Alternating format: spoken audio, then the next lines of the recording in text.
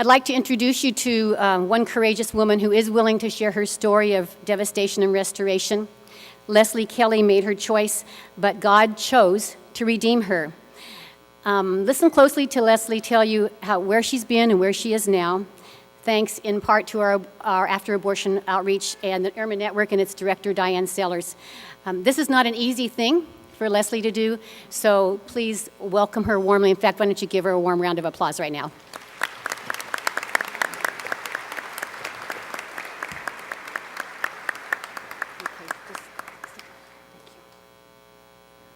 Thank you.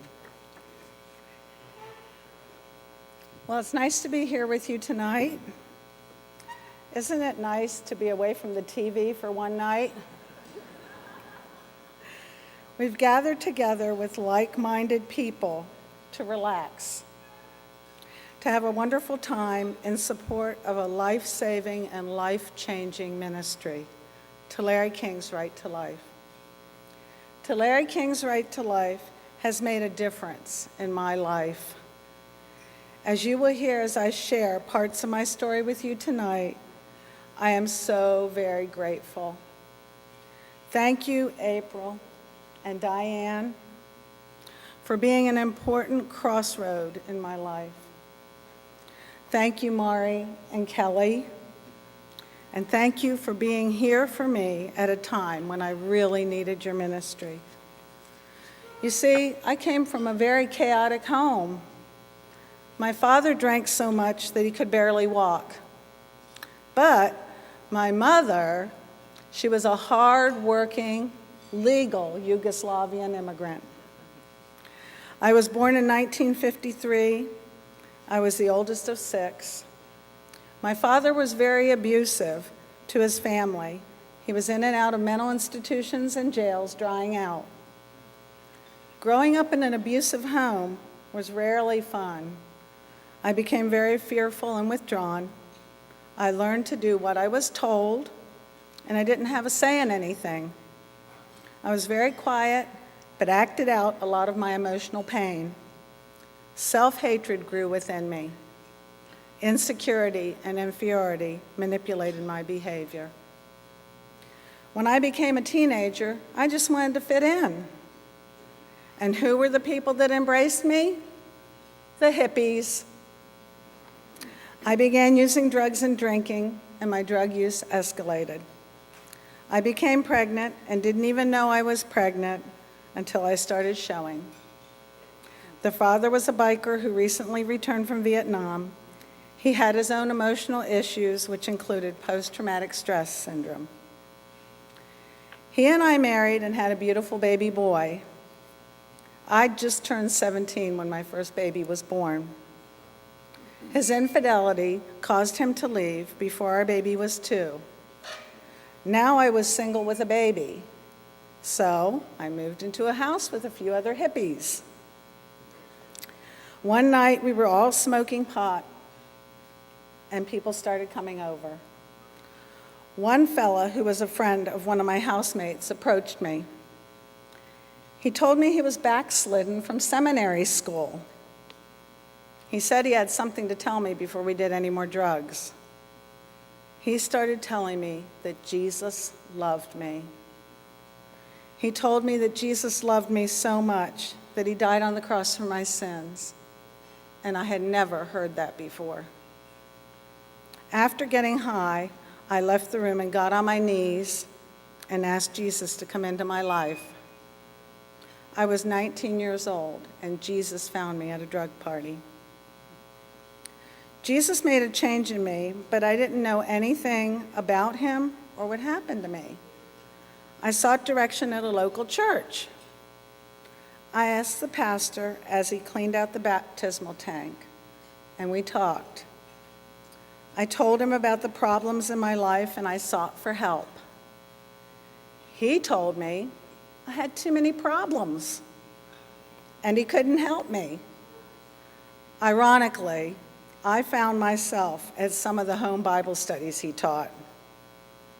About a year later, I entered the Teen Challenge drug program and graduated a year after that. When I was 23 years old, That fella that witnessed to me at the drug party and I were married. He was still backslidden, and I was still very broken, but I had accepted the Lord and had come a long way. I began to go to church on a regular basis, trying to do the best that I could. I got pregnant a second time and had a sweet baby girl. I hoped her birth would motivate him to straighten up, get a job, and come to church, but it did not. During the time I was married to him, he continued using drugs and was in and out of drug programs and jail. He spent more time in jail than he did at home with our family. It was hard. I was babysitting, receiving federal assistance and food stamps, so I could stay at home with the kids. The kids and I were going to church all the time. We were also volunteering there as well. We found family and friends there. The church was our life. I thought I was doing all that I could, but my husband's being away from home so much was wearing on me, and I was becoming very vulnerable. During one of the times that he was in jail, a brother in the church started becoming really friendly with me. He started to show an interest in my children also. Before I knew it, I was pregnant for the third time. This time, I never held my baby.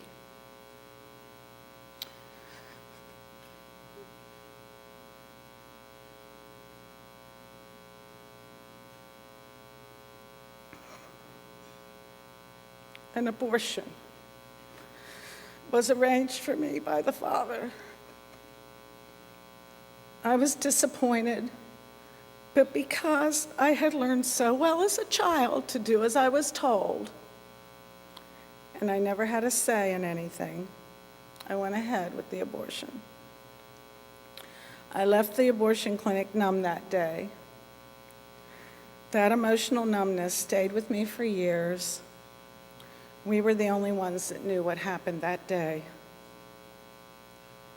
The effects of the abortion were relentless. That event became an open door in my life for the enemy of my soul to mentally torment me. In my head, I would hear the sound of a baby crying, and I would continually repent to the Lord over and over and over again. Nightmares tormented me, and I battled depression. It was as though I had given up. I was emotionally numb. I just wanted to feel something good, but I was going about it all the wrong way. Those days are almost a blur. Now I know it was because of the trauma of the abortion. Now fast forward some 30 years later. My daughter's father has passed away. I've done some recovery work, and I've had some counseling. I'm happily remarried, and my children have accepted the Lord into their lives and are faithful to the Lord and the church. It's December 2009. My husband and I are visiting the children and their families on the East Coast for the Christmas holiday. My son has 2 awesome children, and my daughter is pregnant with her third. We are having a wonderful 3-week visit. My daughter has 3 months left before her third baby is born. And while she's showing me how big her belly is, a little foot presses against the inside of her belly. I see the impression of that little foot, and I had never seen that before. But this event, as precious as it was in the moment, has made a greater impact on me, as I would soon find out. Remember, it was my third pregnancy that I had aborted. Our visit was nearing an end, and we headed back to California. It was the first week of January 2010 when we returned home. My husband started his new job and was off to Arizona for a week of training. I was left home alone. That week he was gone was hell on earth for me. An emotional semi-truck slammed into me. From the first day he was gone, I became extremely depressed. I began praying and calling out to God. God began to expose that big secret that I had been running from for almost 30 years, the abortion. I thought I was going to die from the emotional pain. I begged God to take me. What I had done was so horrible. How could I forgive myself? I was wailing and screaming and crying so hard, begging God for mercy. After a couple of days of this, I knew I needed some help. It wasn't getting any better. I needed to take the next step. Tearfully, I picked up the phone book and turned the pages. Finally, I called Tulare-Kings Right to Life for help. I asked if there were any counselors that could take my call, and they gave me a number. I got in touch with a counselor at the IRMA Network, and she graciously set up an appointment for me. The next week, I started my visits with her. Together, we figured out what triggered the intense emotional release concerning the abortion. She explained the post-traumatic stress symptoms I was having. This helped me so much, and it gave me hope. At least I didn't think I was going nuts. She helped me understand that I had never grieved the loss of my baby. I had never dealt with any of the issues concerning the abortion. She helped me look at and walk through the tangled emotional web that the abortion had spun around me. So now, since my first appointment, I've realized that it was important for me to get help so I could sort it out. Some things were not meant to do alone. Not dealing with the abortion created a barrier in my life. Even though I thought the constant repenting was enough, it was not. There was a huge obstacle between me and God, and me and everything else in my life. It was unforgiveness. I had forgiven everyone in my life, but one person. I had not forgiven myself. The unforgiveness, guilt, and shame was preventing me from having a personal, intimate relationship with God. I could not see Jesus clearly. The abortion was blocking my view. I could not receive the complete wholeness and healing that God so wanted me to have. My life was on hold until I dealt with the abortion. So I continued counseling and talked about the issues. I forgave myself, and that was the hardest part. I attended the Silent Voices retreat. I'm in Bible studies in a support group, connecting with others in the IRMA Network. I'm in a great church. I'm volunteering and actively serving in the community. All of these things have brought about a tremendous amount of peace and closure in my life. I can truly say that now that I am dealing with the fact that I had had an abortion, I'm experiencing much more of God. I am not the same person anymore. I've been made whole by the grace of God. It's amazing how much I've changed. It really is. I've changed so much that I hardly recognize myself. And guess what? I like what I see. John 10:10 says, "The thief does not come except to steal and to kill and to destroy." And that's what the thief was doing in my life. But Jesus says, "I have come that they may have life and that they may have it more abundantly."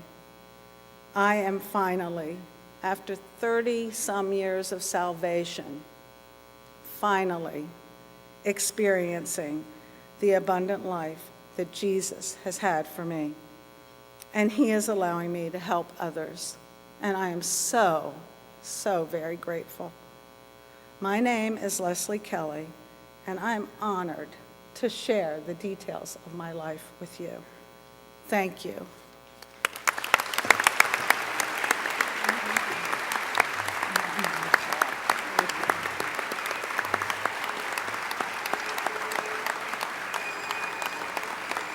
to Beth, standing for you.